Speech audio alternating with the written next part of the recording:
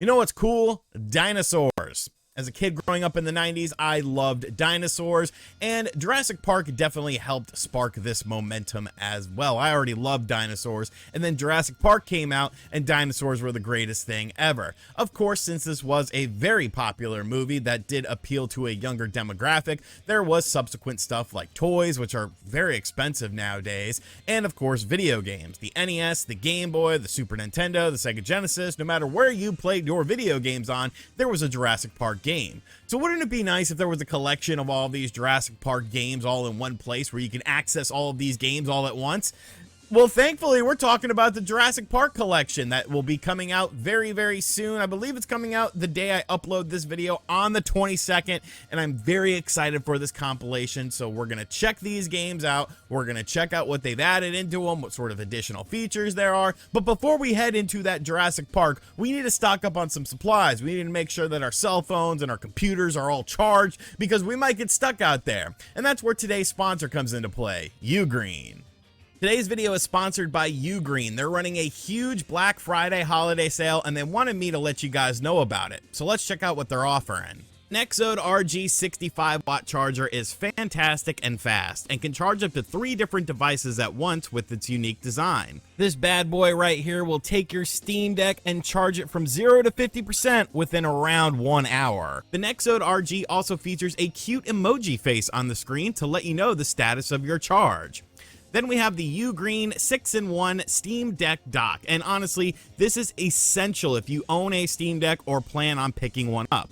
Not only does this device charge your Steam Deck, but allows you to do things like hook up USB controllers or other peripherals to the device, and of course allows you to output your Steam Deck to your television at up to 4K 60 frames per second to really enjoy the visual quality of these games. So check out these products and all of the other products that Ugreen has going on for their Black Friday sale right now and save up to 50% on these products and more by clicking the link in the description box down below. A huge thank you to Ugreen for sponsoring today's video. So when you boot up the Jurassic Park collection, you of course have this iconic gate that so many people assimilate with the movie. Now we'll be checking out the Nintendo Switch version of this game.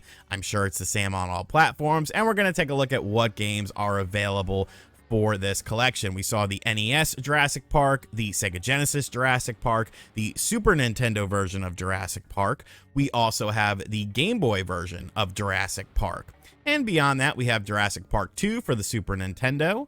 We have Jurassic Park 2 for the Game Boy, and we have Jurassic Park Rampage Edition for the Sega Genesis. So, you know, a great collection of games. There is one Jurassic Park Genesis game missing. This is really cool. It's sort of the sound test area where you can listen to various soundtracks. It looks like Dennis Nedry's desk, which of course is an iconic scene in the first Jurassic Park movie. So the presentation is very good. You know, I like what they did with this. It's simplistic, sure, but like it looks good. It captivates the feeling of Jurassic Park. You know, little extras like this are always a welcome addition. So we're just going to hop into the first game here, and we'll take a brief look at all of the games here just to get a feel for it. This is Jurassic Park on the NES, and you can see here we have a couple different options we can do. We can do a native screen or a full screen to get that, you know, full screen on it. You get a CRT filter, a little border around the sides, but this is actually kind of handy is the in-game map, because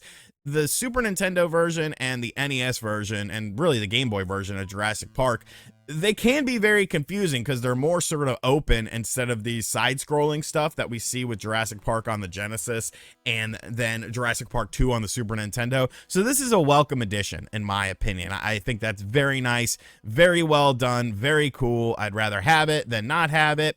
And yeah, this is Jurassic Park on the NES. If you've played Jurassic Park on the NES before, you pretty much know what you're getting into. You're trying to find the eggs. You can either collect them or blow them up. Then you get your key cards and you go into different things. I mean, it's fine as a game. You know, it was fun back in the day. I like the soundtrack of this game a lot. It looks good. It's playing well. You know, it's fine. You know, it's a very serviceable game. Definitely not the best game on this compilation. The best game will actually probably really surprise you. But I'm cool with this game. I like this game, so let's check out another game.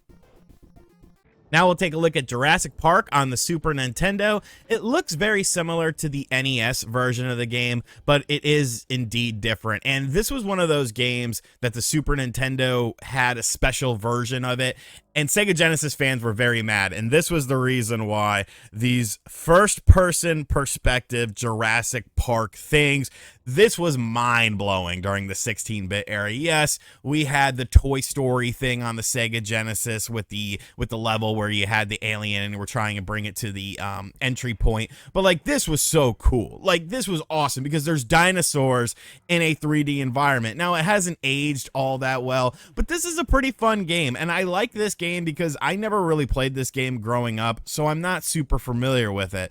But just seeing this, like, think about how mind-blowing this was back during the 16-bit era. Unless you had a PC, you were like one of those rich kids like Spawnwave or something like that. You had everything at your fingertips. So I like this game. I'm definitely going to spend some more time with this game. It does feel very different than the NES version, although it has that same sort of similar top-down style. It's very cool stuff here. Very cool stuff. Definitely a game I'm going to explore more. Looking good, playing good. So yeah, let's check out the next game.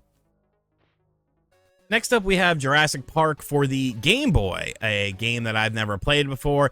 It's just the NES version with worse graphics and jankier control. It doesn't control really well. Not that the NES version controls all that great, but I don't know. Something feels off about this game. The music's really good. I'll give the music credit all day because it's kind of remixed from the original NES version of this game.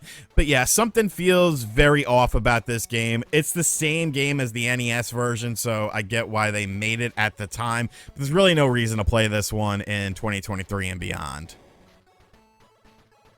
Now we're getting into some very nostalgic stuff here. Jurassic Park on the Sega Genesis. I did not own this game when it first came out, but my cousin did, and I used to play it over at her house. And dude, this game blew my mind. And like, looking at it, you know, graphically speaking, as far as the animations and stuff, they're very well done, I feel. But this game really wasn't a good game. And like, looking back on it and playing it now, considering I haven't played it in a very long time, it almost controls like another world or some of those, you know, Delphine games that, you know, are more just slower paced, but it positions itself as an action game and it like wants to be an action game. Like, it's very sluggish. You're confused half the time because you don't know where you're going. Crap just flies out of nowhere. You know, this was one of those things where I almost wish that I did not go back to play this game because I have such fond memories of it growing up.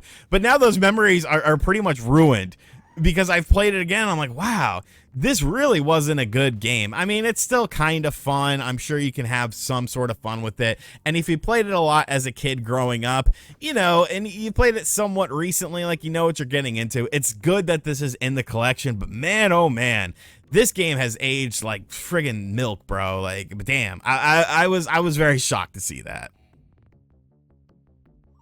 Here's some Jurassic Park 2 on the Super Nintendo.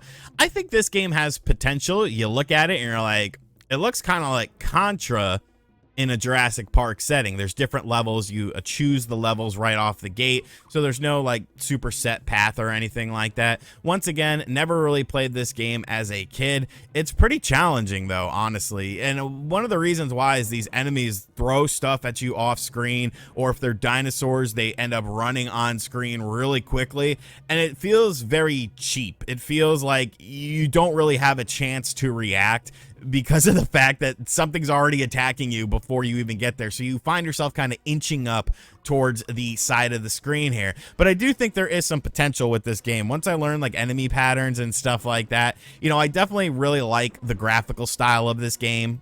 And I do think it looks pretty good as far as like smoothness is concerned. But damn, man, this game is just super cheap. Brutal difficulty, just throws you in and says, all right, swim for yourself, laddie, swim for yourself. Now we have Jurassic Park Rampage Edition, which was kind of like Jurassic Park 2 on the Sega Genesis. Right off the jump, you notice that the animations are much smoother, the gameplay is much faster. But once again, this was another game. Now, I owned this game as a kid, and it had like the cool raptor at the start with the bloody teeth, and like, it felt so much better as a kid. Like I understand that, you know, nostalgia is a thing and you enjoy stuff, you know, from your childhood, maybe more so than you do it as an adult. But most of the stuff from my childhood that I still like it as an adult. Like I still can enjoy it. I still think it's quality stuff. But like these Jurassic Park games for the Genesis, man, I don't know. Maybe I've just lost my touch with them or something like that. You know, I'm starting to get up there in age and stuff, but holy hell, man. I think this one does play a lot better than the first Jurassic Park game on the Genesis, and you do have the option to play as the Raptor or Dr. Alan Grant, so that's super cool, but man, just not aging all that well for me, some of these games. And then we have the most shocking game of the Jurassic Park Classic Collection, and by shocking, I mean the best game, Jurassic Park 2 on the Game Boy. Now hear me out on this, folks. This game is extremely different than anything else that was on the NES or the Genesis or the Super Nintendo. What this game is essentially little Metroidvania style levels in which there are key cards. You see the 10 on the bottom of the screen there. Now it's 9 because I'm picking up key cards. In order to leave the level, you have to have all of the key cards. And like it creates this sense of exploration because you're not just going left to right, you're going up and down, back and forward and stuff like that. And it's really fun. Like the boss battles are really well done. Like looking at the game graphically speaking, the animations are awesome. The music is awesome. This is literally by far the best game on this compilation. And this is why these sort of compilations are important, because I don't think I ever would have looked twice at Jurassic Park 2 on the Game Boy. Never, unless I had it as a kid, I never really would have thought anything about it. But like, this is just so much fun, and it's such a freaking hidden gem. So overall, I think this is a good collection. On a personal level, I do wish that there was like more stuff to sort of interact with the movie, like, you know, behind the scenes stuff or maybe the game development. But like I get it, you know, Universal was probably a pain in the ass to deal with. I mean, it looked like the Sega Genesis games weren't even going to come to this collection initially, so you know, you got to be grateful for what you get. But I would have liked to have seen some behind the scenes stuff or developer interviews or stuff like that, because a lot of these games rely on nostalgia, and if you don't have nostalgia for them, you're younger or something like that, or you never played them growing up, you know, you're probably not going to find that good of a time. But if you have that nostalgia for Jurassic Park, like, this is a no-brainer, man. Like, there's some quality to be found here. There's some good times, and you might even discover a new game that you like. So let me know in the comment section down below how you feeling about this compilation. Are you going to be picking it up? And as always, guys, thank you for checking out this video. If you are new to the channel, please be sure to hit that subscribe button on the way out, because the video is almost over. Don't even leave. Just go watch some other videos on the channel. And as always, I'll catch you guys on the next video. Later.